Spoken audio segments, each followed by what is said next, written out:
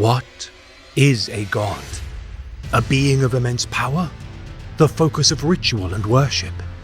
Something, some entity, greater than human and the master of a species? Surely by these definitions, the Emperor is a god.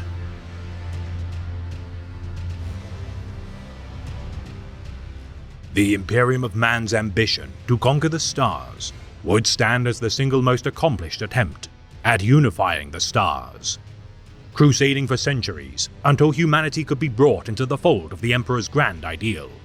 Despite his vision of a prosperous future, his designs were ultimately imperiled from within. For today, we shall elucidate the disastrous collapse of the Emperor's mission to rid mankind of their reliance on the warp for space travel and enticement to the thrall of chaos once and for all. The campaign of gold and ruin, the war within the Webway.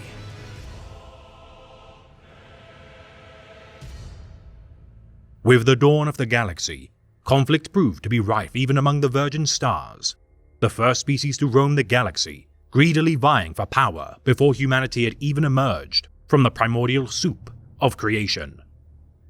Interstellar phenomena known as the C'tan consumed life with careless abandon, whilst the first caretakers of life spread their influence among promising young species, beings known only as the Old Ones, gifting the Eldari species numerous bounties to persuade these haughty Xenos to do their bidding.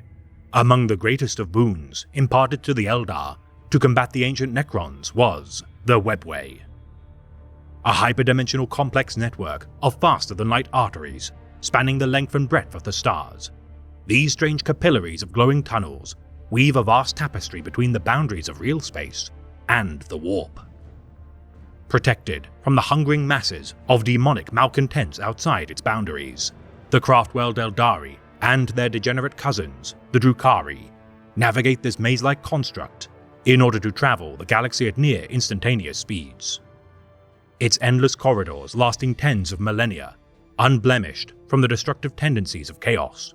Despite such an invaluable asset to their species, the Eldar regardless misused the Webway to pursue their own fickle and capricious vices. Though the Eldar had stood unopposed for millions of years, as their empire expanded with incredible speed, their lack of moral character had led them down the path of hedonistic abandon. The degeneracy of the Eldar leading to the birth of the fell chaos god, Slaanesh, as their empire fell to ruin within mere moments of its spawning, sought a means to stave off the ravenous hunger of that which they had wrought. Sating the appetite of she who firsts, known by the Eldari tongue as Sai Lan Fresh, by sacrificing their own kin to its embrace, the Dark Eldar known as the Drukhari established their terrible bastion, the Dark City, within the Webway. Civil war erupted within the relative safety of its confines. The Eldar, not content with tearing a rend in the fabric of reality, turned on one another. The battles waged during the era of the first millennium, changing the Webway's character to a more dangerous means of travel. Regardless of the infestation of Xenos degenerates within the Eldari Webway, nonetheless, it was much safer than plunging through the tides of the warp. A worthy prize for the master of mankind to claim. The histories of old night tell us to fear men of stone and men of iron. They should have warned us too of the most terrible monsters of all, the Emperor's men of gold. Discovering a portal leading to the Webway buried deep beneath the deserts of Terra's continent of Asia during the 30th millennium, the master of mankind began to learn of the intricate network with which the Eldar had squandered their birthright as the sovereigns of the stars. Perceiving the incalculable value of such a network should it be used for humanity's means, the Emperor began to devise a means to harness its power and lead his species into a new, golden era. Using technologies gleaned from his investigation of the Webway to construct the Golden Throne to serve as a means of infiltrating its network, with the unification of Terra achieved and pact made with the adepts of Mars, the Emperor wasted no time in enacting his grand plan. Ordering tens of thousands of Mechanicum tech priests to modify the Golden Throne as he embarked upon the stars to reunify the disparate fragments of humanity, with the Great Crusade drawing to a close, word reached the Emperor that his secret Webway project was now ready to begin. Though the ruinous powers had been enigmatic in their dealings thus far, and the deeds of his Primarch sons had achieved compliance far across the stars, the Emperor knew that it would all be for naught should humanity not wean itself from the power of the warp. Should this project be successful, the Imperium could finally unshackle itself from reliance on the astropathic choirs and Gellerfield technologies necessary to travel the stars. The Imperium of Man connected by safe and instantaneous travel, the final piece to cement their rulership of the galaxy forevermore. Though the tunnel networks utilized an innate warp-repellent material to protect itself from chaos, the Emperor's conduit required his own intervention to protect its entrance to the network, which would require constant maintenance when sat upon the Golden Throne.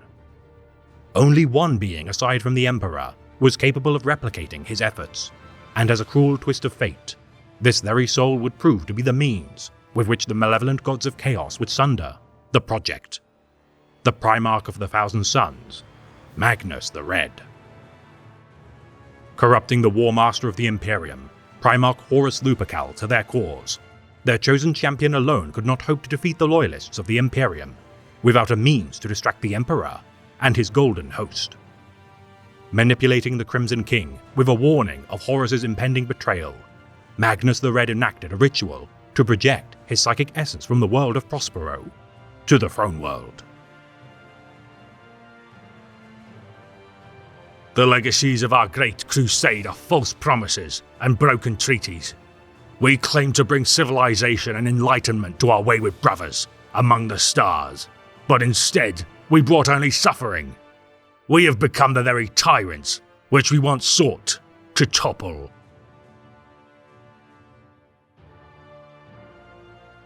Breaching the protective wards made by the Emperor to protect his Imperial Webway project, the Sorcerer King had single-handedly thwarted all hope for humanity's ascension as the undisputed rulers of the galaxy.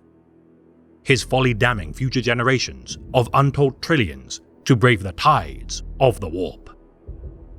Having torn a rend in the defenses of the Terran Webway portal, hordes of demonic entities spilled through the tear. Their assault stemmed through the sacrifice of the Sisters of Silence and members of the Legio Custodes. Preventing the thralls of chaos from stepping foot on the Throne World, the Emperor now mustered all available resources at his disposal to close the breach.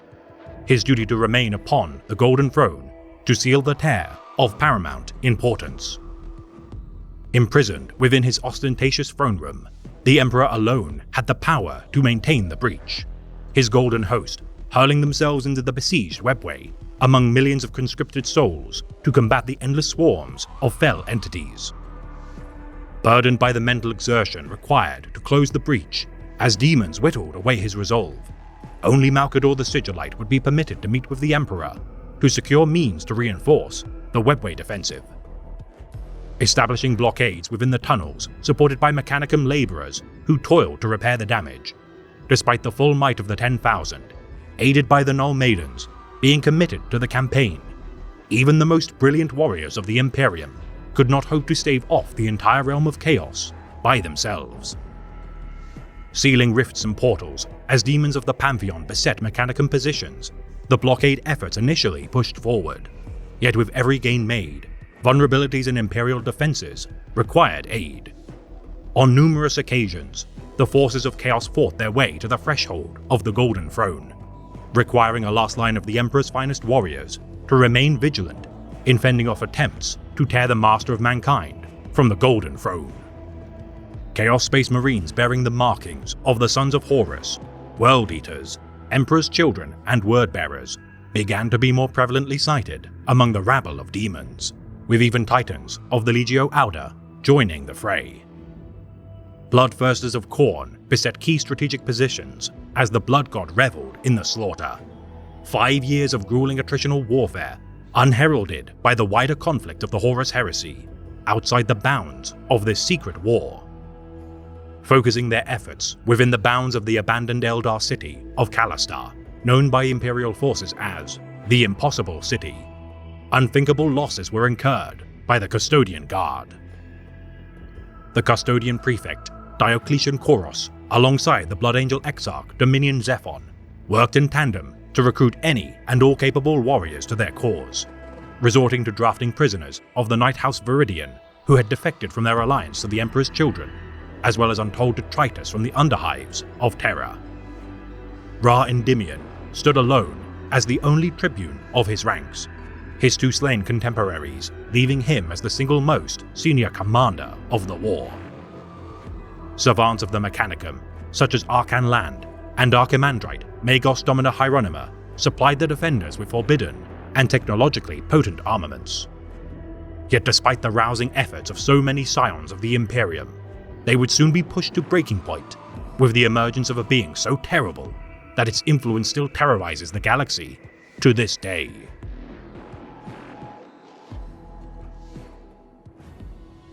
The creature's crude, vicious sentience rebelled at being considered prey. It shifted and changed and drifted, starving itself in the heat of war in a bid to go unnoticed.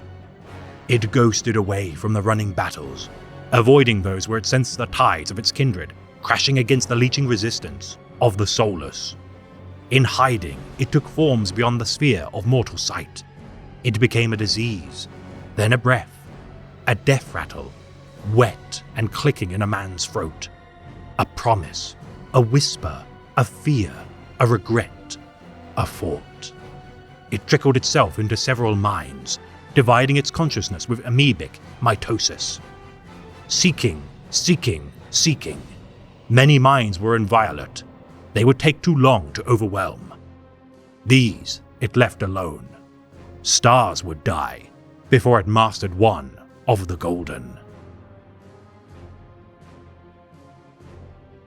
Upon the turning point of battle, a new terrible foe required the intervention of the Emperor himself.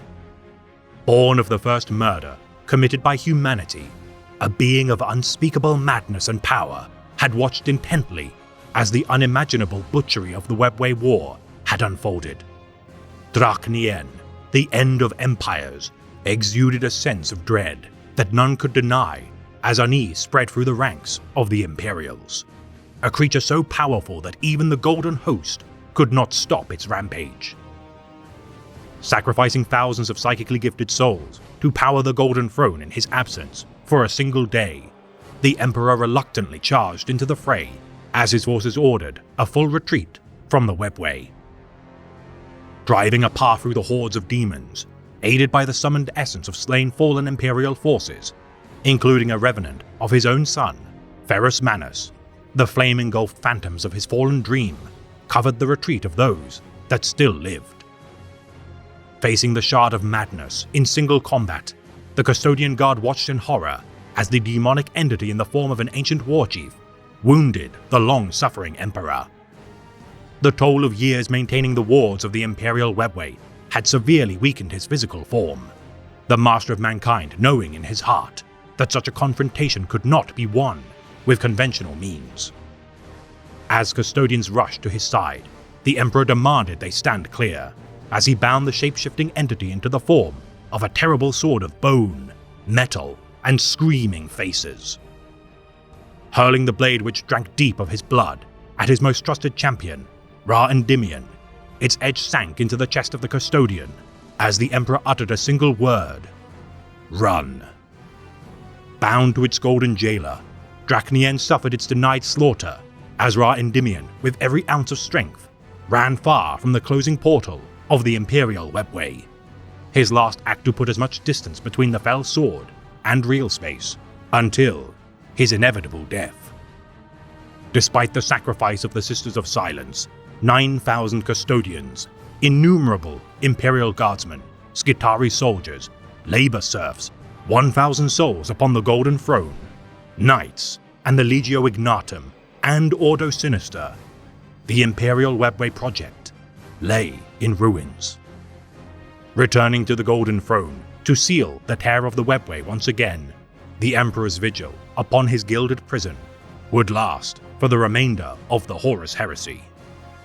So long as the Emperor lived, the demons of the warp could not hope to invade the Imperial Palace from within, his remaining custodian guards reinforcing the throne room as they braced for the inevitable final assault of the traitors.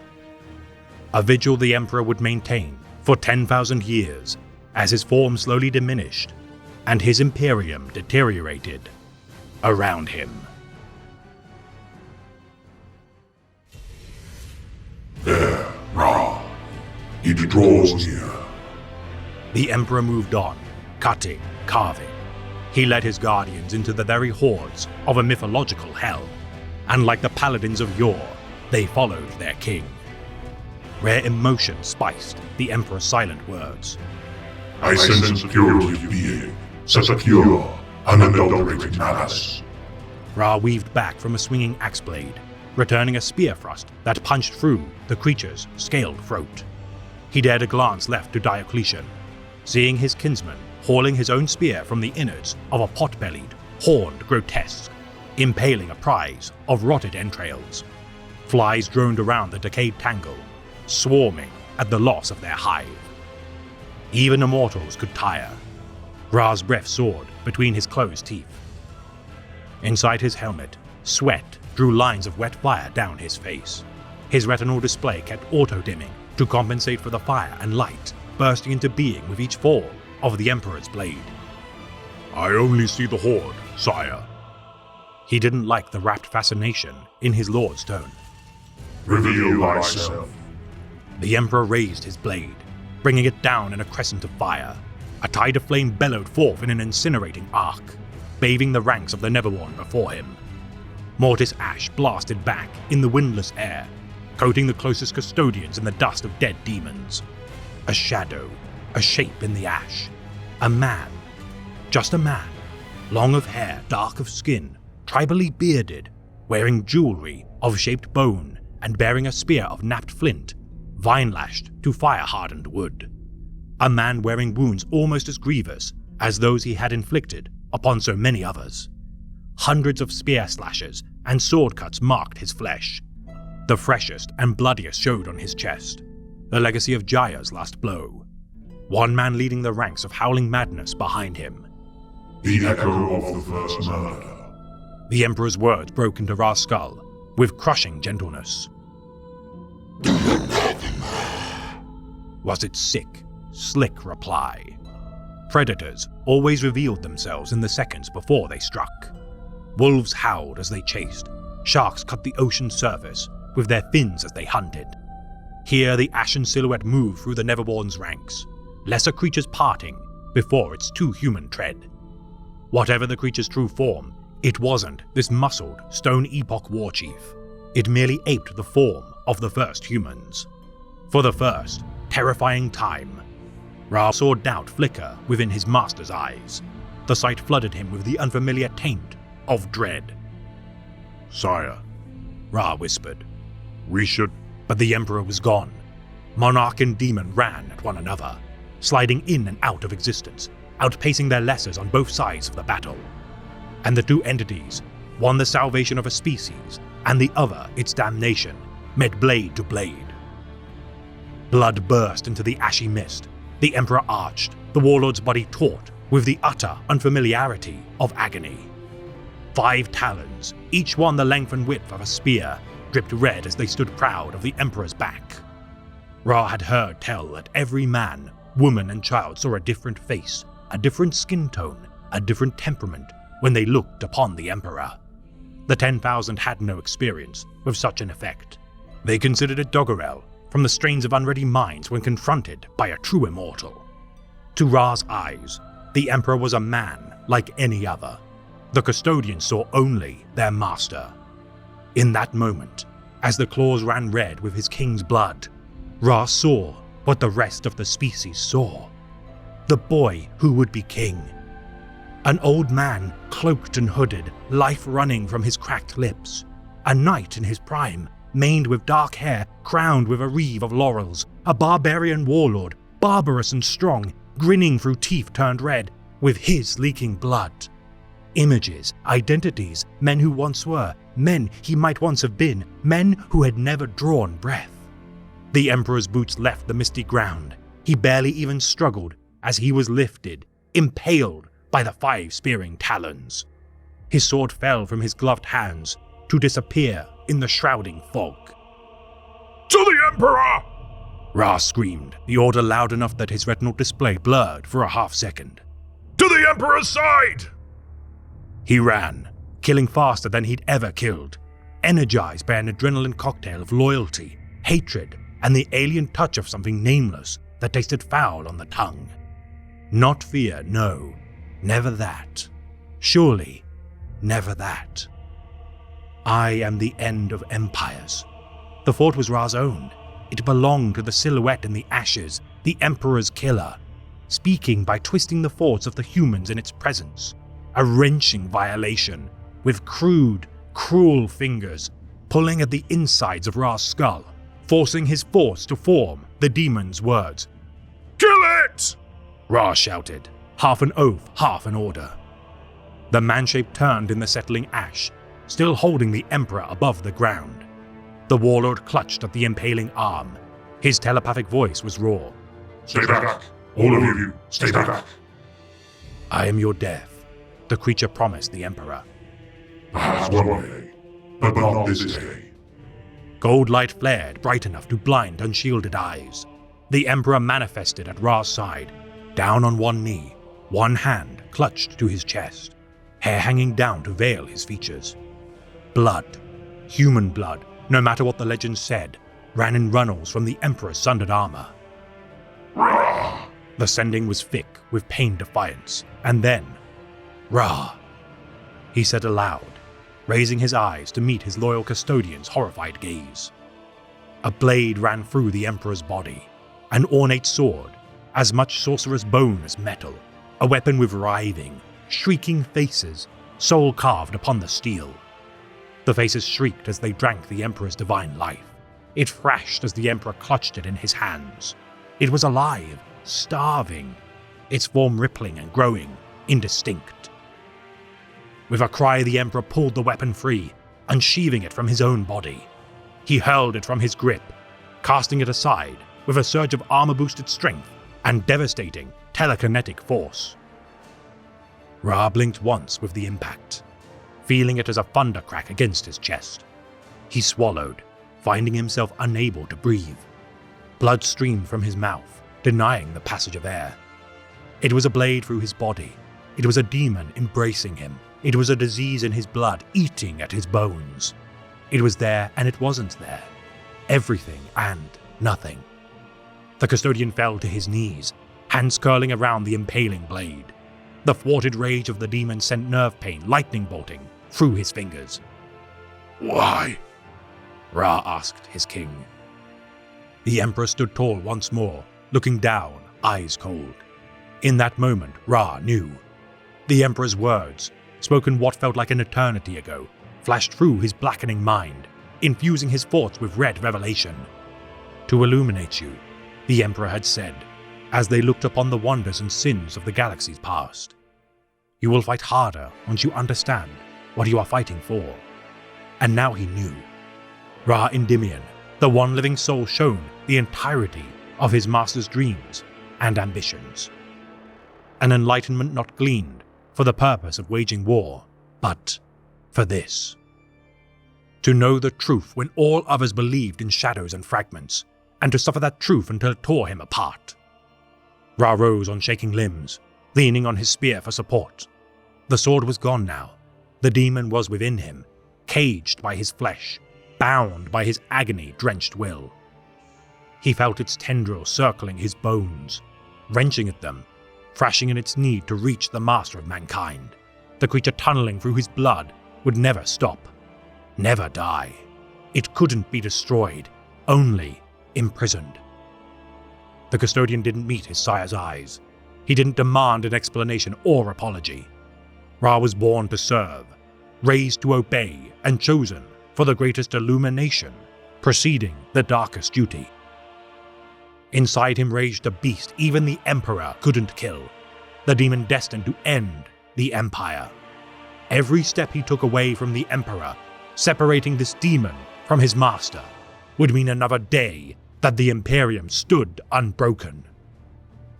The Emperor still bled, still clutched his wounded chest with one gloved hand. Blood flecked his lips. "When all that remains is ash and dust," he said, strained. "be ready." The sword rose and once more it fell. Fire tidal waved from its killing edge, immolating all in its path, clearing the way. The Neverborn, dragging themselves over the ashen remains of their kindred, tasted the same destruction. The Emperor spoke to Ra one final time, a single command heard by no other. "Run." Ra Endymion, Draknien's golden jailer, the son of a water thief, obeyed the last command he would ever be given. He ran.